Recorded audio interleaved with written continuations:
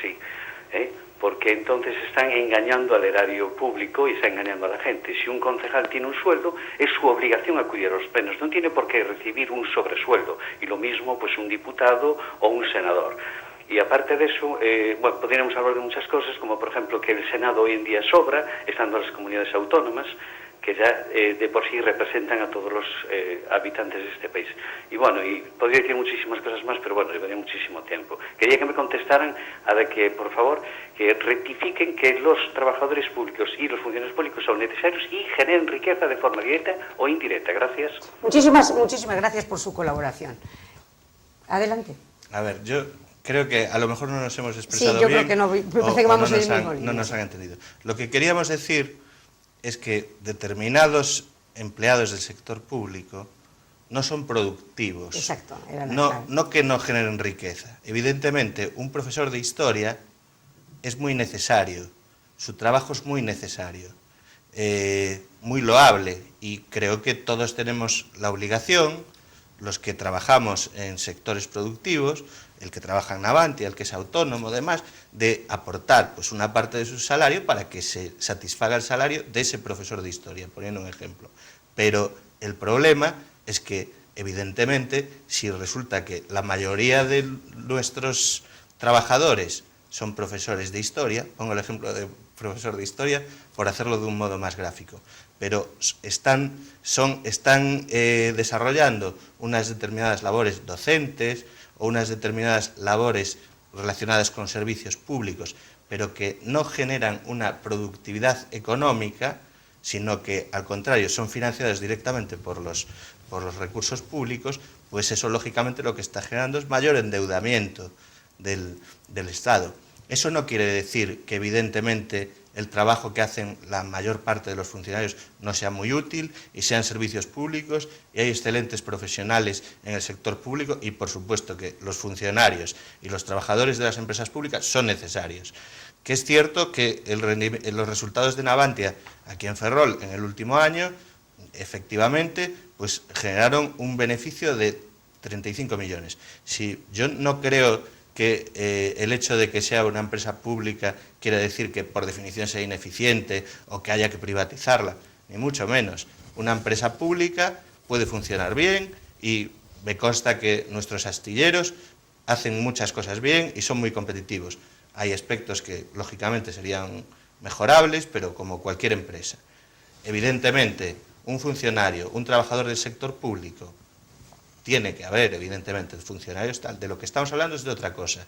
Estamos hablando de que el sector público sea sobredimensionado y que para la capacidad real, productiva de la economía española, la dimensión del sector público es tan grande que no somos capaces de soportarlo. No estamos minusvalorando, por supuesto, en absoluto, la labor de todos aquellos trabajadores del sector público o funcionarios. Bueno, yo creo que en el sector público y en los funcionarios habrá quien cumpla con su obligación y habrá quien no lo haga, habrá quien viva del cuento y habrá quien lo haga estupendamente, como en todos los colectivos. Entonces, a este señor le parece muy loable el tema de, por ejemplo, el astillero aquí en Ferrol, y sin embargo le parece fatal la cúpula de Madrid. Habría que preguntarles a los de Madrid, a lo mejor a los de Madrid les parece, es decir, depende cómo miremos las cosas. Ahora bien, yo lo que sí creo es que 4.000 empresas públicas que tienen una deuda de 50.000 millones de euros, una deuda de 50.000 millones de euros que generan 4.000 empresas públicas, me parece que es una ruina. Me parece que 8.100 y pico ayuntamientos que tiene España, cuando podíamos estar tranquilamente, pero con la mitad de la mitad, me parece una ruina. Y me parece que 3 millones y mucho de funcionarios, creo que el Estado está superdimensionado, porque hace 25 o 30 años teníamos 700.000. Entonces, me parece que prácticamente 2,5 millones de funcionarios en 25 años, creo que no está justificado. Ahora, también le digo, yo respeto perfectamente su opinión, pero creo que así, desde luego, y si seguimos sumando funcionarios y funcionarios y funcionarios, pues es que me temo que así no vamos a salir de la crisis, porque ¿cómo los vamos a pagar? Ese es el problema. ¿Cómo los vamos a pagar? seguramente 700.000 fuesen muy pocos, ¿no? Y evidentemente el sector público tenía que crecer, ha crecido en prestaciones, y yo creo que todo eso ha sido positivo. El problema es lo que hablábamos antes, de cómo se han asignado los recursos. Y yo creo que en eso todos podemos estar de acuerdo que se ha hecho mal. O sea, gobiernos de un color, de otro, tal. Se han asignado los recursos muy mal, en unas administraciones y en otras. Si cogemos las comunidades autónomas, unas gobernadas por el Partido Socialista, otras por el Partido Popular, otras por partidos nacionalistas, en todos nos encontramos con casos similares. Con lo cual, pues volvemos a lo mismo que hablamos antes. Creo que tenemos otra llamada. Hola, buenas noches. Hola, buenas noches. Adelante, por favor. A ver, yo creo que ya me voy a hacer tertuliana. Adelante. Vamos a ver. En principio voy a decirle al señor de Azul, hablando de la burbuja inmobiliaria, que eso fue una estafa en toda regla. Sí. Pero no a los que quisieran invertir, sino a los pobres jóvenes que tenían ilusión por comprar una vivienda y que fueron estafados por la ley del suelo, que eso fue una estafa pero total. Ahí estuvieron involucrados tanto notarios como bancos, como los que venían a hacer las tasaciones, y eso fue una ruina total, porque mi hijo, que compró una vivienda y que íbamos a firmar, nosotros le fuimos de avales, y llegábamos al corredor, lo único que nos decían, lo que tenía que pagar, los meses que tenía, los años que tenía que pagar, y lo que tal, y no nos explicaban más. Nosotros llevábamos 20 y pico de años en ese banco, que era en Caixanova, y claro, confiábamos en el que nos arregló los papeles. No nos explicaron más y nosotros firmamos. Nosotros no sabíamos lo de la ley del suelo. Mi hijo está pagando 550 euros de hipoteca, 400 y pico de euros son de intereses y 100 euros son para amortizar. Eso es un robo a mano armada, con todas las de la ley, por mucho que usted quiera decir de invertir y no invertir, y que sí fue porque sí y sí que fue porque no. Eso fue una corrupción total, y por parte de Aznar, que fue el que la comenzó. Por mucho que usted quiera decir. Bueno, en un principio eso. Luego quería hacer una pregunta al abogado, al Cristóbal Bobarro. Sí. Si por favor me podía asesorar, porque yo tengo una hija que lleva unos meses tratando de a ver si le dan el préstamo ICO, porque quiere coger el traspaso de una cafetería y no se lo han dado. En un principio le han dicho que no había dinero, a mí cosa que me extraña, porque lo están anunciando seguido en televisión, que para inversores, o sea que les dan el dinero, y si le dieron al ayuntamiento 13 millones, pues para poner una cafetería, que es una inversión para un negocio, pues a mí me extraña que no se lo den. Bueno, fuimos a varios bancos y lo que le pidieron unos avales, nosotros nos ofrecimos para ir de avales. Entonces, aún ayer la llamaron y le preguntaron si la casa nuestra estaba libre de cargas, le hemos dicho que sí, y dice que es mejor que hipotequemos nuestra casa. Entonces a mí eso pues, o sea, no lo entiendo, porque si es total es poco dinero, y si es para un negocio, y dicen que los préstamos ICO es una ayuda del gobierno para que la gente monte empresas o haga empresas, ella de hecho pues ya tiene 2 chicos contratados como camareros, o sea, apalabrados, claro, mientras no le coja el traspaso no puede hacerlo. Y entonces pues es una cosa que no entiendo. Aparte de hacerle a usted esta pregunta para ver si me sabe asesorar, pues es una denuncia que quiero poner encima de la mesa. Pues muchísimas gracias, muchas gracias por su colaboración, y le contesta el Cristóbal, el abogado. Sí, vamos a empezar por el final. Y si me lo permites, Pepa, voy a hacer una pequeña cuña promocional, porque precisamente para este caso, en la Asociación de Jóvenes Empresarios, disponemos de una línea de financiación que además acaba de ser renovada recientemente.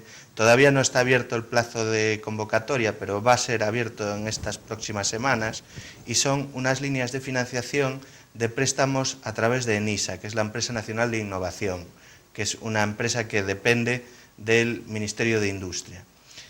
Son unas líneas para proyectos emprendedores con préstamos de hasta 75.000 euros sin aval, sin ningún tipo de aval o garantía. El único aval o garantía que hay que prestar es el propio proyecto y la garantía personal del empresario. Por lo tanto, esta chica puede acercarse hasta la oficina de la asociación. ¿Dónde está? Que se encuentra en el Centro de Negocios de la Confederación de Empresarios, de COFER, en el cantón de Molins 7-8 en Tresuelo, y allí le pueden dar información sobre estas líneas y posiblemente sea una vía para poder conseguir esa financiación. De hecho, la diferencia con las líneas ICO es que las líneas ICO se tramitan a través de las propias entidades financieras, y estas líneas ENISA las tramitamos en la propia asociación. En la asociación la vamos a ayudar a preparar toda la documentación y todo el plan de negocio y el proyecto para que pueda obtener esa financiación, y después eso va a Madrid, y si aprueban el proyecto y lo ven viable, pues le concederían el préstamo con unas condiciones bastante ventajosas y sin necesidad de garantía. O sea que invito a esta señora a quien nos esté escuchando, por supuesto, no estaba muy en la prensa. De hecho, estamos pendientes ahora, en cuanto se renueve la línea, para convocar una rueda de prensa con todos los medios para anunciar que ha salido esta nueva convocatoria. Pero ya aquí en la comarca ha habido 3 iniciativas empresariales que se han desarrollado gracias a esta línea de financiación, y en toda Galicia pues se han obtenido préstamos por varios millones de euros para el desarrollo de proyectos emprendedores, con lo cual invito tanto a la hija de esta señora que nos ha llamado como a todas las personas que tengan un proyecto emprendedor a que se pasen por la asociación. Les prestaremos toda la información al respecto de esta línea ENISA, y desde luego yo creo que ahora mismo es el mejor producto financiero que pueda haber, sobre todo en relación a la no necesidad de garantías. Bueno, como vemos, las cosas parece que están intentando caminar de alguna manera. ¿Cómo veis vosotros ahora, a día de hoy? Me gustaría responder a lo que me preguntó. Perdona, tienes razón, la ley del suelo. Vamos a ver, la ley del suelo no entra en cómo se pagan, ni se compran, ni se transmiten ningún tipo de vivienda, ni ningún tipo de propiedad.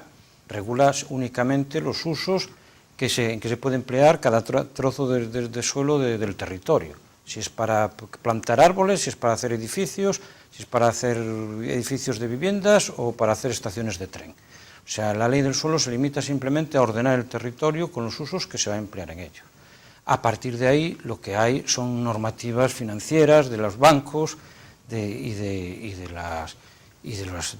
las entidades que dan préstamos, que un poco es el mismo caso que le está pasando ahora con los fondos ICO, que son más transparentes, menos transparentes, y no tiene nada que ver.